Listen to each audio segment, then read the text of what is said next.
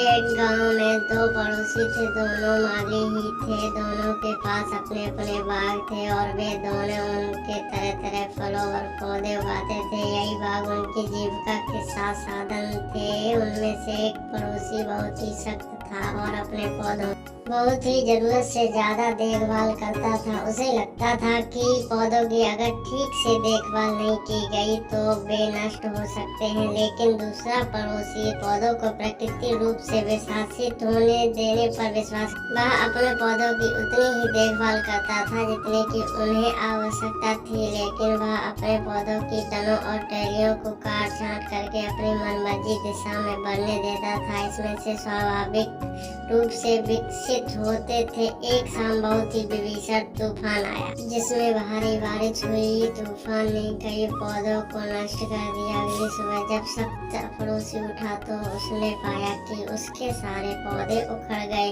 और बर्बाद हो गए। वहीं जब दूसरा पड़ोसी उठा तो उसने पाया कि उसके पौधे अभी भी मिट्टी में मजबूती से लगे हुए। तूफान के बावजूद रिलैक्स पड़ोसी के पौधे खुद ही चीजों का प्रबंध करना सीख गए थे।